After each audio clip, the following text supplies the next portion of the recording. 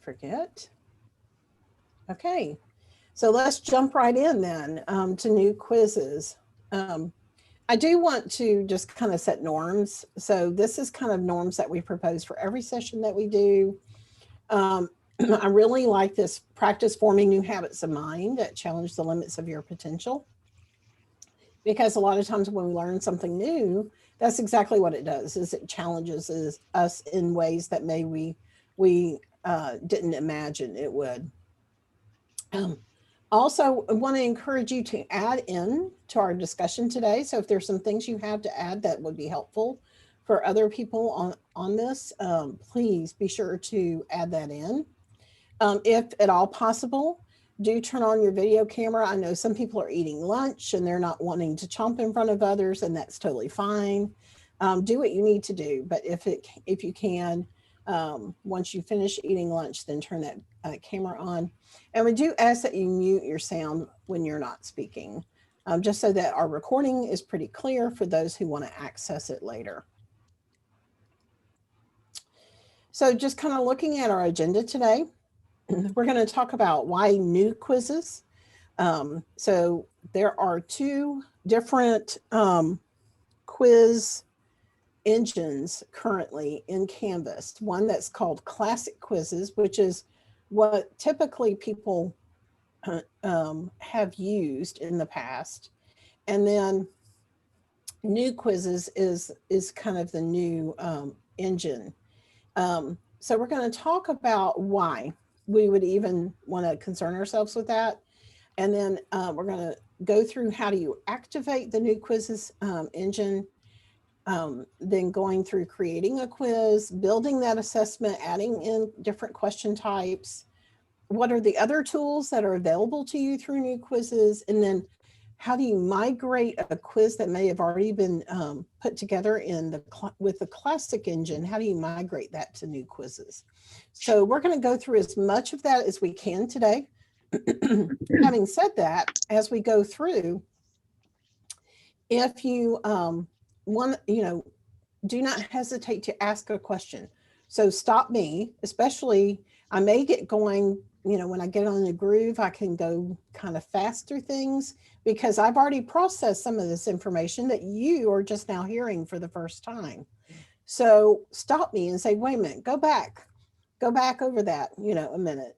Feel free to do that as we go through. You see the URL here, and let me see if I can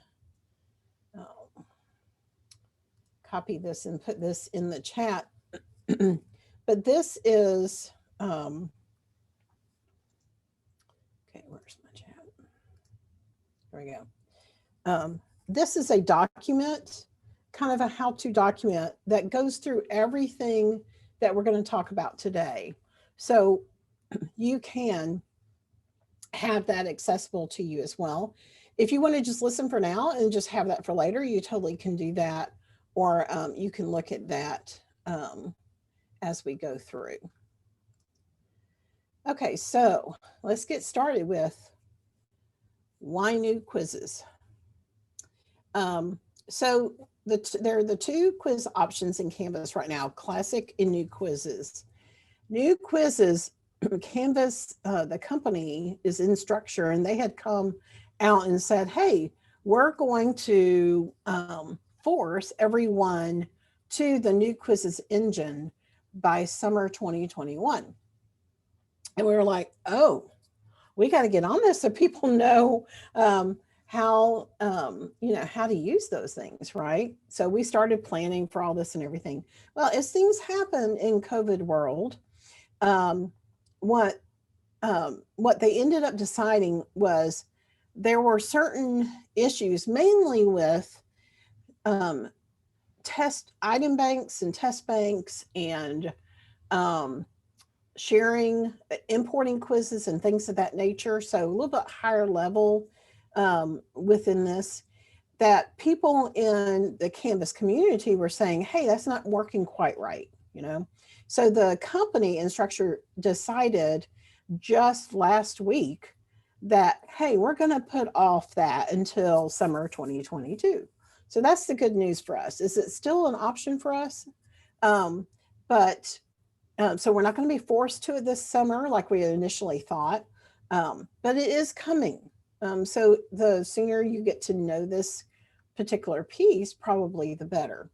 You can reopen a quiz attempt for a student to complete in new quizzes.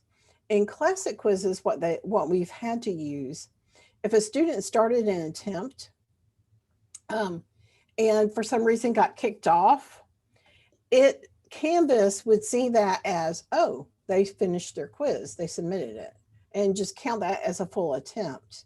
You could not reopen that attempt for a student to complete what they had already done, pick up where they had left off. In the new quizzes, you can do that. You can have a student pick up where they left off, and what they did previously is saved. So that's the difference there. New quizzes contain some question types that are not found in classic quizzes. And we're going to go through some of those new types today. But there's some really cool stuff, some more interactive kinds of things like hotspot questions and classification kinds of questions where students click and drag things to different labels and that kind of stuff. So that's pretty cool. We're going to look at some of that today. So here are some reasons why you might want to consider using new quizzes. All right, I'm just going to dive right in to this. And I'm going to take us through step by step on some of these things. So the first thing we said that we need to do is, before I do that, I have had a poll and I wanted to ask this question. So let me do this poll. Okay. So just to kind of get to know, there should be a poll come up in a window on top of your Zoom window. The question I had was, how would you describe your expertise with Canvas quizzes? This would just be the classic quizzes. So we've got some folks who've used it before, it looks like.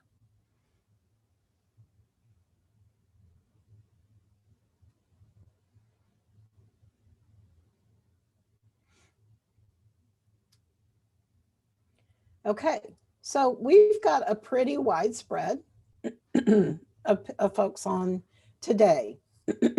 So if, again, I say something and I'm going a little too fast, then, say, wait a minute, say that again, so stop me and I'll be glad to go back on that. Okay. All right, so now let's dive into this. So in order to activate new quizzes, what you have to do is you go into your course and then you go down to the course settings on the left. And you click on this. Normally it comes up like this. You click on the feature options tab and come down to new quizzes and check it so that it becomes green. Remember, in Canvas, green means go, so that you're good when you see it's green. So that means that that's turned on, okay?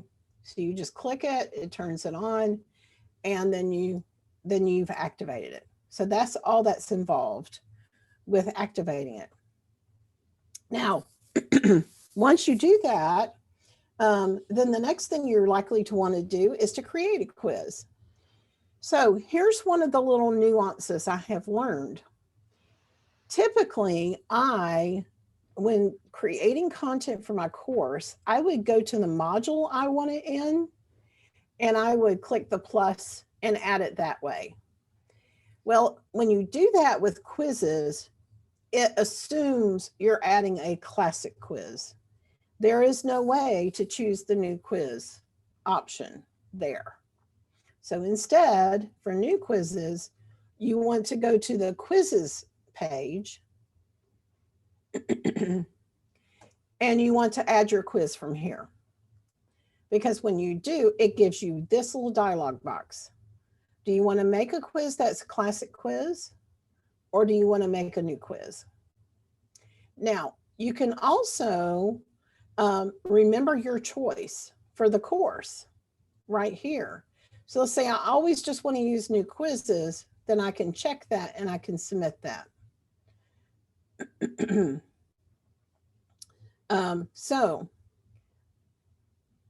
So now I have, I'm creating a new quiz, right? So I'm going to give it a name, and we're just going to say Canvas Beyond. I'll just name it. I'm just giving it some random name. And then put however many points. I can choose my assignment group here, or if I want to have an assignment group that is like all quizzes and tests or in a group to itself, I can have that.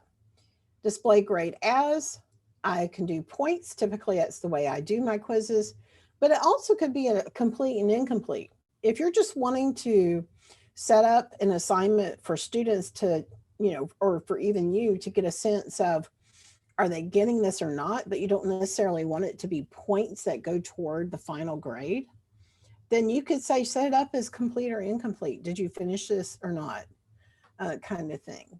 So you have all those options, just like you do for other things in Canvas.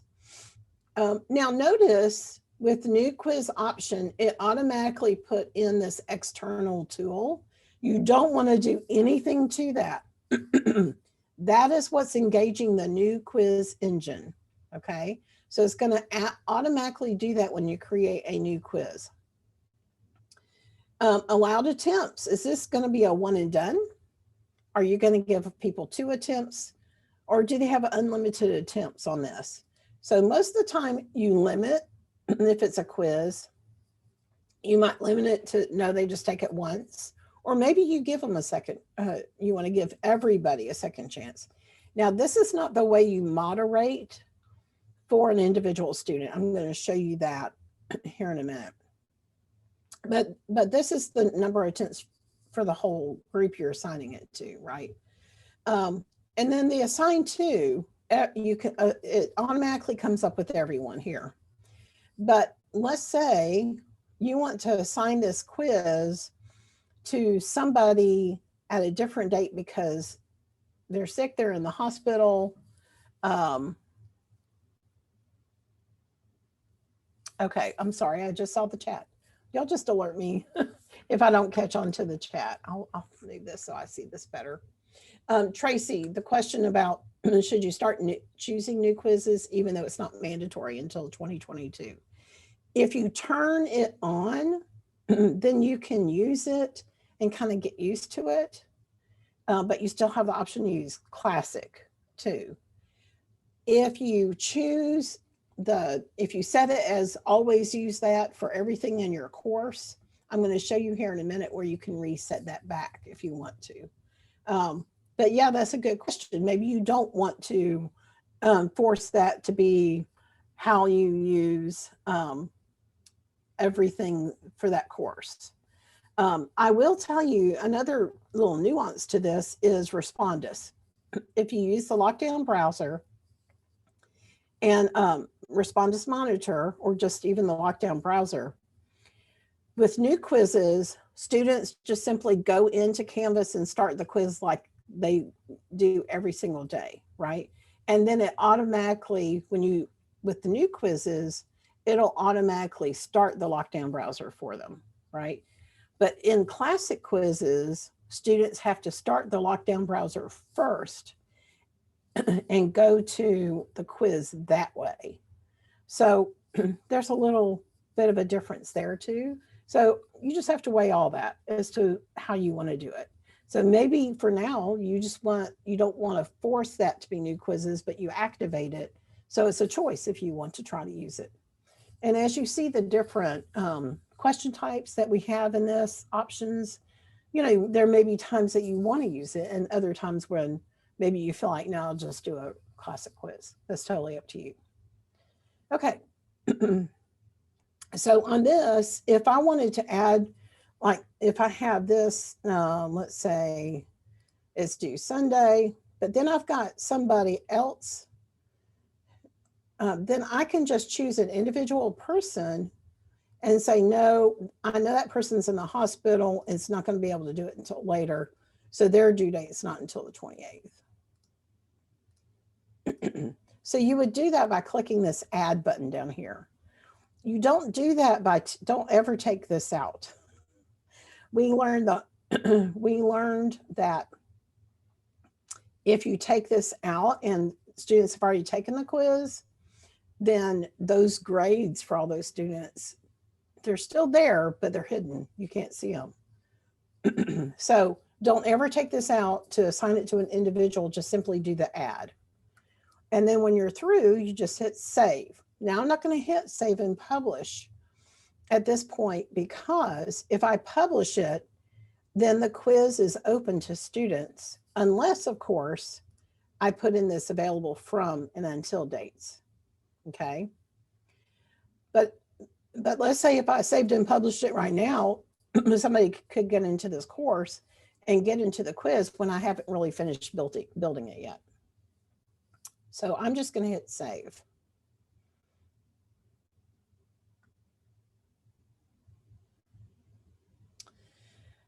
Okay, so yeah, and the due date is basically when everybody should have taken the quiz by, right? The from and until dates, let's say you don't want them to get into that quiz at all until, if you're doing if it's fully remote and they're taking the test fully remote, you may consider doing a window, like we're going to have a test on Friday, and our typical class time is, I don't even know how the class times run, 11 to 11:45 or whatever. So it's going to be due on Friday at 11:45, but it really doesn't matter to me if you take it just in that window. Let's say, I'll say it's open from 9 o'clock to 11:45 on that day. See what I'm saying? So they could get into it to do the quiz, but then it has to be completed by 11:45. If you want to open a window, then you want to put a date and time in the from. You also have to put a date and time in the until. So if you put a date and time in one of those, you need to put a date and time in both. Does that make sense? So that's a way to be able to go ahead and publish your quiz, but still restrict students from getting into it until the time frame you really want that to be open to them. Does that help, Anne? A little. I guess okay. I'm still a little bit confused. So do either of these options actually close the quiz? Or would it be, if it was past the date and time we said it was due, it would just be marked as late? So if it's past the date and time that's due, it's going to be marked as late. If it's past the until date and time you put in there, they're not going to be able to get in it. But what happens is, so let's say it's from Friday from 9 to 11:45 is my window that I have it open. Let's say somebody goes in there at 11:15. They can still start it. So they can start the quiz at any point in time in that window. Hope, is there anything you want to add on that?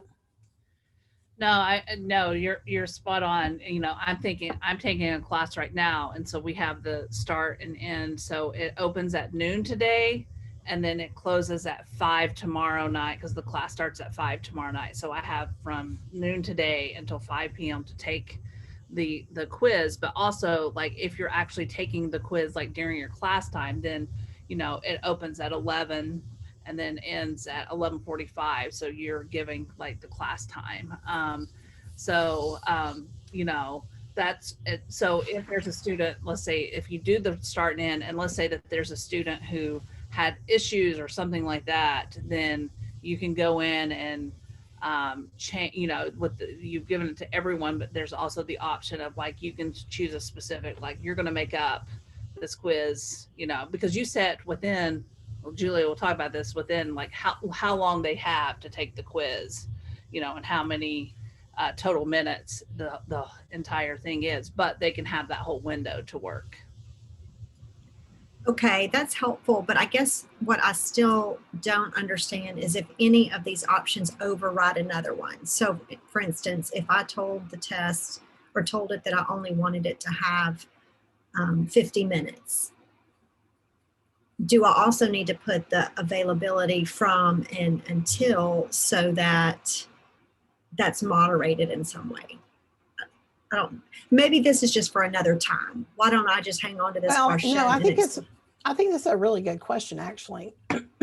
So I think my answer to that would be the time limit is the time from when the student starts. So they're taking this quiz, but they only have 30 minutes to complete it once they've started. But they can start anytime within the from until time. So if my window is 9 to 11:45, they start at 11:15, they have 30 minutes still to complete it. Well, that's good because they're finishing at the end of that open window. See what I'm saying? So that's what the time limit does, is it restricts the amount of time that the student has to complete it. Now, the from and until dates, that's when it's going to be open. There are two ways to control how a quiz is open to students. The first way is to do that from and until date. The second way is to simply not publish it until you're ready for them to be in it.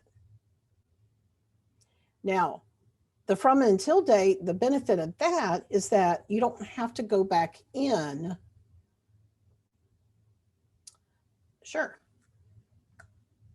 Go back a slide. No, you mean back to where we were. Yeah, to where the start and end date was. Okay, so yes, let me go back to return.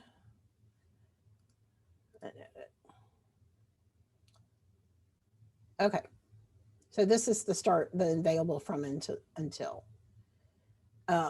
Okay, so the benefit of this is I can go ahead and publish it and be confident that students aren't getting into it until the from and until date until that time span I put in. Okay. Otherwise, I have to remember to go into Canvas and publish it when I'm ready for students to be in it. That makes sense? Yes, I think that's helpful. But also, too, if we wanted it to be only available for the time span, is it required to put the due date? Because it will actually close to the student past the until, at the until date. So the benefit of the due date is that it's going to show up in the to-do list for the students and on their calendar that date. If you don't set a due date on there, it doesn't show up on that date for those students. So I would still set a due date, even though it's kind of like, well, it's due at the end of that window is kind of what you're saying. And yeah, I get that. That seems a little bit redundant, but basically you could put a due date without doing the from and until date, but then students could be in it in the quiz. So it's just all depending on what you want on that. Okay, we good? Okay. Okay, so yes, once we've created that, it's going to take us to this. Now, this is the build area of new quizzes. And when I first came to this, I honestly thought, whoa, this is so different from anything else in Canvas as far as an interface. So it just seems really different. But basically what this brings you is, this is where your title is. And if I wanted to change it at this point, I could just click and I could change it to whatever I want it to be.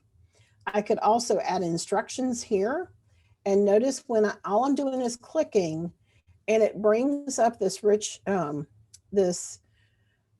text editor here, which gives me some different options. So I can, in my instructions, do some media if I want to. I can do links. all that kind of thing. So maybe this is where I want to say you have 30 minutes to complete this quiz from the time you start the quiz, right? So then I just say done. So whatever directions you want to give are right here. Now, it's not immediately understandable to me, but there is this plus, and we know anywhere you see a plus in Canvas, that plus means to add something. So that's how you add your questions. So you just simply click that plus, and then you get all of the different question options here. This little piggy bank is for the item banks. One of the little nuances to the new quizzes is that you can't really create your questions in the item bank itself. You create your question in a quiz, and then you can save it to an item bank so it can be used later as well. Okay, so that's a little bit different. On classic quizzes, it has like test bank, but you can actually build those questions in the test bank first. So that's a little different. You build it in the quiz, and then you can add it to the item bank. So we have all these different options. Some of the ones that are very new that, you know, some of these before we've had, like matching, multiple choice, you know, these fill in the blank. Those are all in classic quiz as well. Hotspot is a new one that is not. Another one is the ordering question, the categorization question, and then the stimulus content. So the hotspot question allows images to be uploaded, and then for instructors to have their students identify a specific area in that image as an answer. So this could be real, you know, one thing that came to mind immediately for me on this would be maps. You know, if you have a content where they're dealing with maps and they need to identify things in a map, then this could be. And then also the another thing is if you have an image and there's a certain specific thing in that image that you want the students to identify, then you could use it that way as well. So that's the idea behind the hotspot. The ordering question, students are required to place answers in a specific order. So you tell it, what is this order? Is it going from most current to, you know, to oldest? You know, what kind of order are you asking them to do? So you have to set that up. And then categorization questions require students to place the answers in correct categories while ignoring distractors. So you can put in distractors in that. And then the stimulus content gives the students a piece of content with questions that you associate specifically with that content. So that could be a table, it could be a graph, it could be images, it could be text, and all of that. So I want to show you guys, so I'm gonna, by the way, to get to the main quiz page again, you click this return button. That's a little bit different too. So I click return to get back, because otherwise you're sitting there going, wait a minute, how do I get back now? So you click return, and notice it took me to the assignments. Sometimes that's one of the little bugs in new quizzes that's been documented online. If it does that, just simply click on quizzes and you're back here.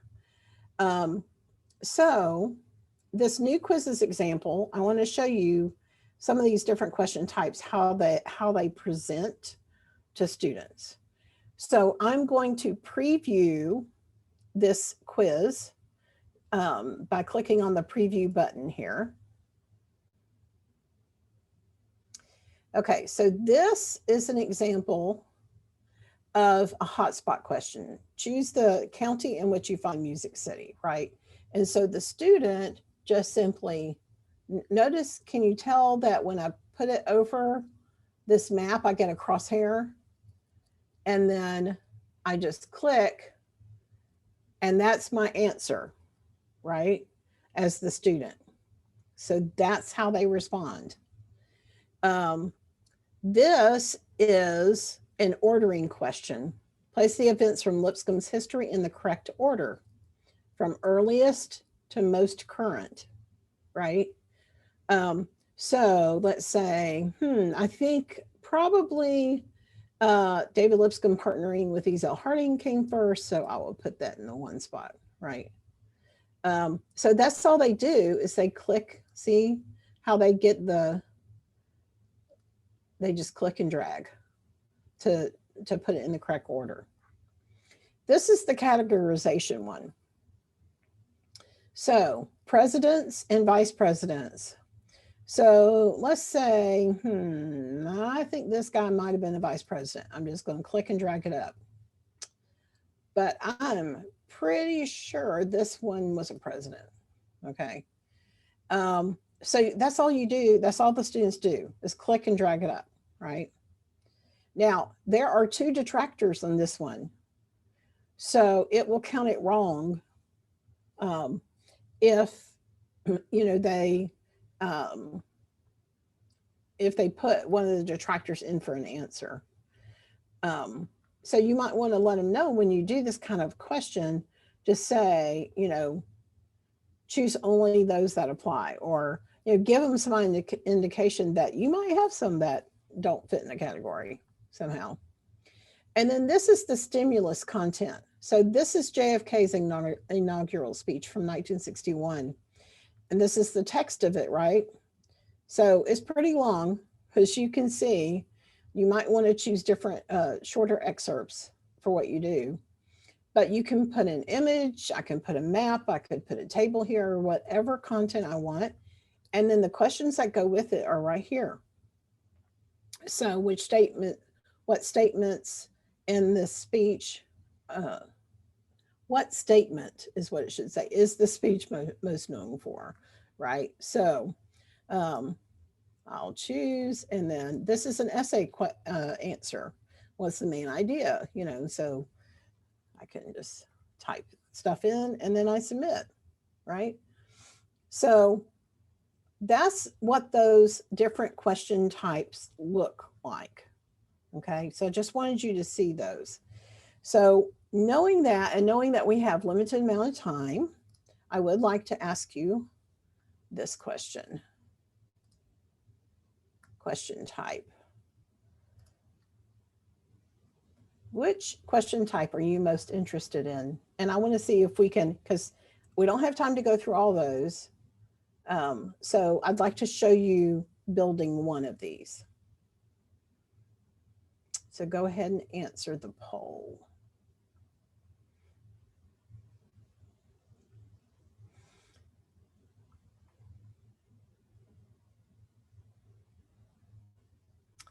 Okay, so as you can see, we've got a lot of interest here.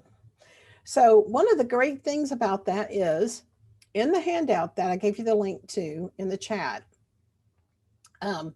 it has links to where you can find the directions online step by step as to how to create these. It does appear more people might be interested in stimulus. So we will do that one. And then if you want to set an individual appointment with one of us, we're happy to take you through any of the others that you want to just kind of have a thinking partner as you go through building that.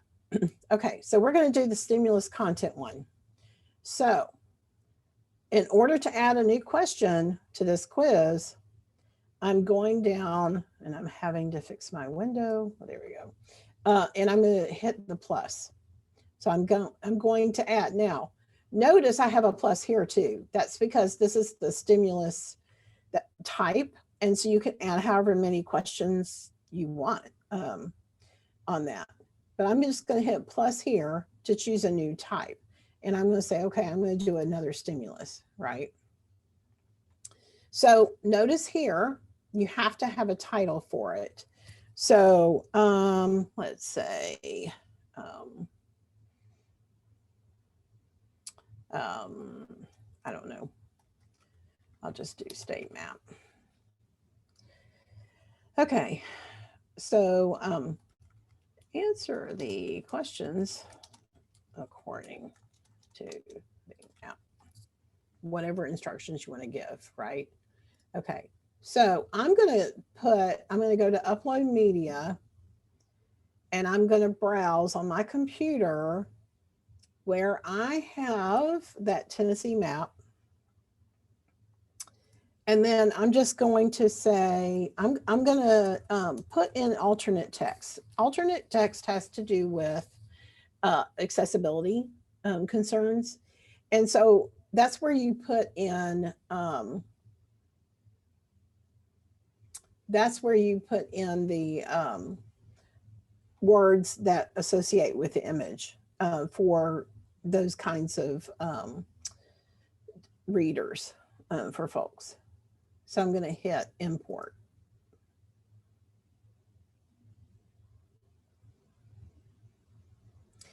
Now, a hotspot question, like we did before, is the student would actually like click somewhere in the map.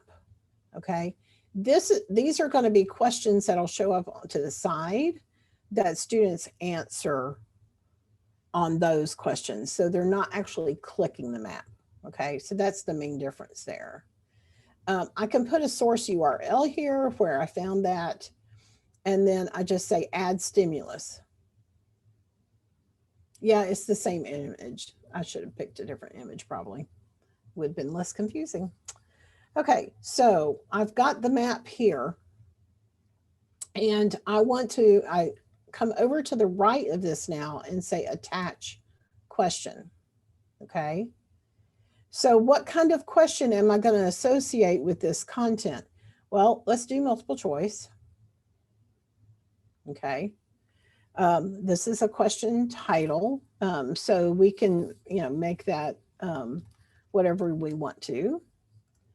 And then the question stem is actually where you put the question. Okay. So let's say, what city boasts the nickname of Music City, right? So we can say Chapel Hill, no. Memphis,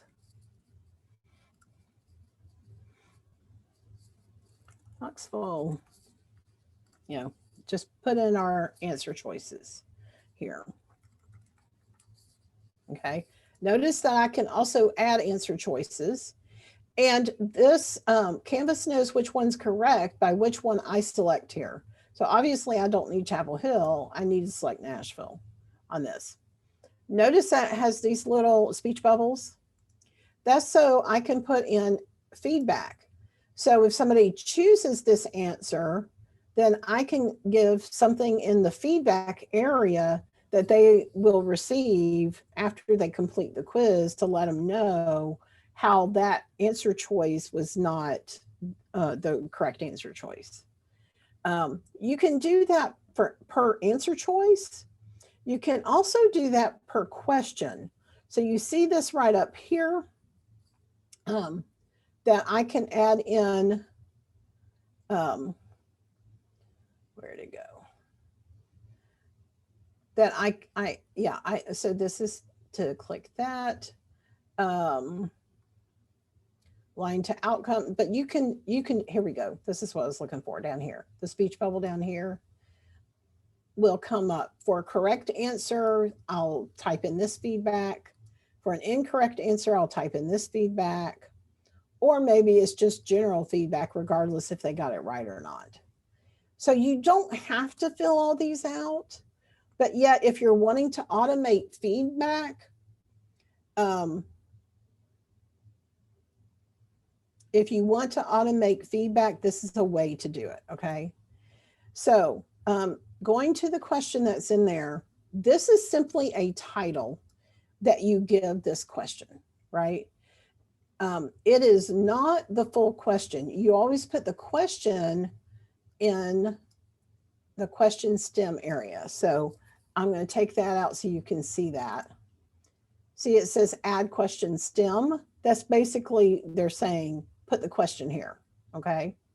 The question title just differentiates this question. If you were to save it in an item bank, then you could see, oh, that was the one about cities, right? So that's just why I put in cities on that.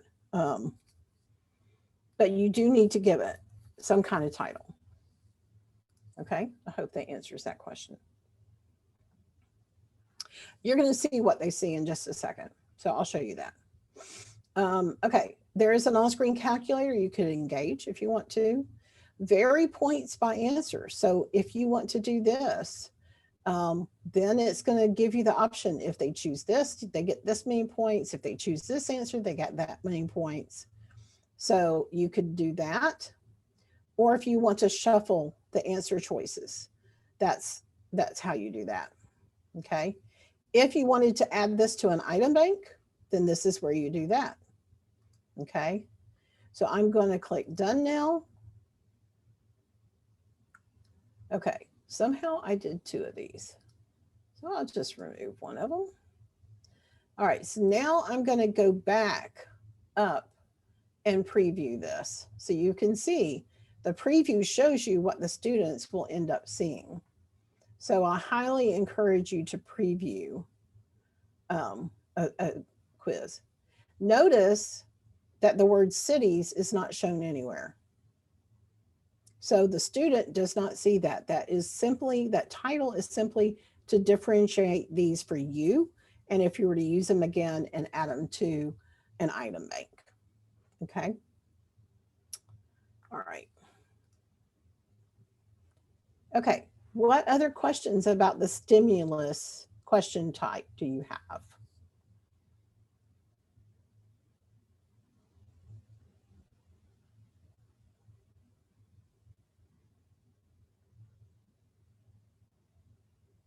Okay. Okay. So, okay. So on this interface, remember we're still in build here. You'll see that now we have all kinds of things on this left side. This icon at the top with the arrow is the question navigator. And you can see all of your questions for this quiz right here. And if you wanted to go back to a single question, you could. You also could change the order of the questions this way. So let's say, no, I'm going to move that one up there. So all I do is click and drag to move its position over here. If I want to edit the title, I would click here. Oh, nice. And if I wanted to change the instructions to the whole quiz, I would click here. I also could just click here again. But that's what the question navigator does. 7 points shows you that's how much all the questions I put in this quiz are worth. So that's the total number of points for that quiz. Also, you'll see 1, 2, 3, 4. Those are associated with the question types. Okay, now you have a settings tab. So that was all in build. You have the settings tab. You could tell it in this quiz to shuffle questions. If you just want all of the questions to shuffle answers, then you could turn this on here. And it's a toggle like everything else. You just simply, well, I say it is. Okay, it's not liking that. But here's where you would do it.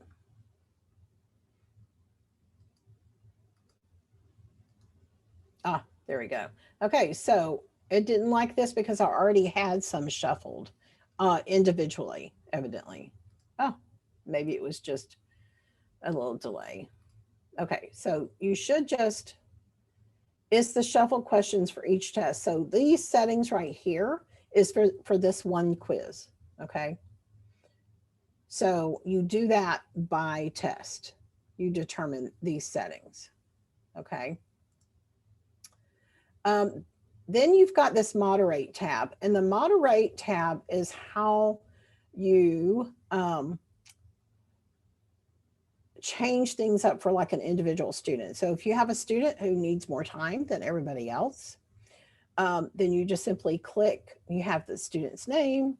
And of course, these are faculty that allow us to play in here, but we could just hit moderate. I could give this person an additional attempt, or I could give additional time, a time adjustment. So I can do all those things here. So that's the moderate. That's where you moderate for individual students. Then this last thing I wanted to show you is that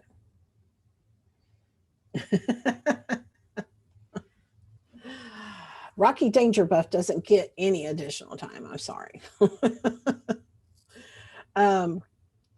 So you have different reports here. And there are lots of different things in these reports that you can get to. And I've put that in the help document so you can look at those. But your quiz and item analysis, if you want to look at that, is definitely here. Nobody's taken this, so there's no reports yet. But you'll see I've got some screenshots in the document where it shows you that you can get some graphs and other things with that. So take a look at that document for sure on those reports. Now, how do you see an individual student's like responses? Okay, so you know that in your grades, you can go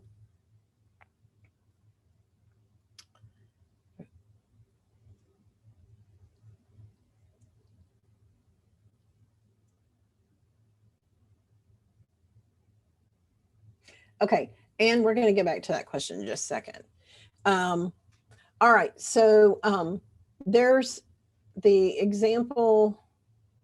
Let's see. It's my quiz is unpublished, so it's not going to give me the option, but here's an example quiz. So just like on this, you go into the gradebook, go to those 3 dots. Anytime you see 3 dots, that means there's more options there. And you go to speed grader. And in the speed grader is where it shows you the individual students' responses. So this is really thinking today. Here we go. So you can see these responses in the speed grader. Okay. This is also where you would go if you gave essay questions or anything like that have to be graded manually. This is where you would go to do that. Okay. To grade those questions. Same thing with new quizzes. That works the same way. Okay. Let me get back. Go back to our quizzes. And okay, so if we need to moderate for individuals for time, for example, with an accommodation, are there any requirements, restrictions on how to set up the availability due date? So if you want to change that availability due date, let's go into this one. For that student, okay, now this is a thing. That's what I always do is I click the label, the title for the quiz. And in order to get to those quiz settings, like we had at the beginning, you don't do that on the new quizzes. Instead, you go to this 3 dots on the right and you go to edit there. So that was one of the things that really got me at first, is that works a little different. So remember how I did this to assign those different parameters to individual students? So you can assign it to everyone. Say this is what it's going to be for everyone, but I know this person needs to have a different due date and a different availability and to date. And so I'm going to do that here. Right, whatever it is. So that's how you would do that. Does that answer that question, Ann? Sort of. And I think the question is like if you wanted everybody to be taking it in the same time, but for an accommodation, they have an extra hour. So the due date, I mean, the date it's being taken is the same. It's just that the time frame allowed is a little different. And I know I've had some situations this past semester when somebody was in a quiz and I wanted to give them 15 extra minutes. Well, if they're in the middle of it at the moment, is there a way to also extend it while they're in the middle of it versus as a preset?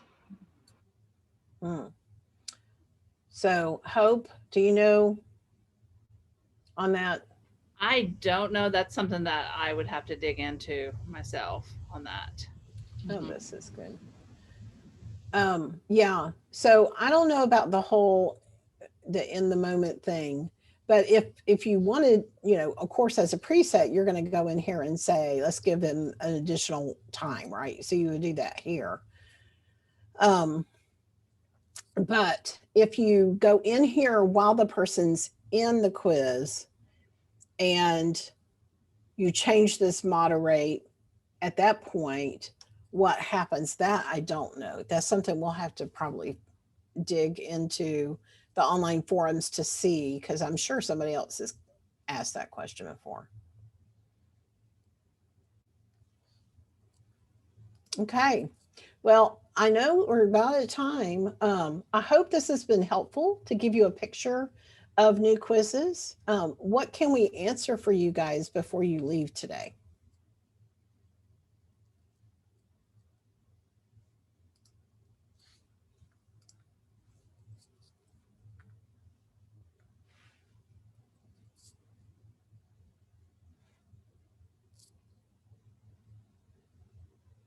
Oh, yes. I knew I was forgetting something. Thank you so much, Mark. Okay, so I've got now, as you are looking at this, you can tell some of these little airplanes are filled in and some are open. So the ones that are open are classic quizzes. The ones that are filled in are the new quizzes. Okay, so this is a classic quiz.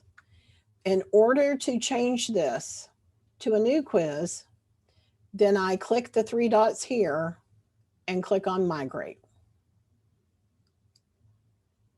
And then it kind of runs this little script thing and it takes it a minute. So you got to be patient. It's not like instantaneous. So you'll see it's thinking. It's a little quiz magic, right? Yeah. We've been talking about magic unicorns this morning. We need a magic unicorn right now.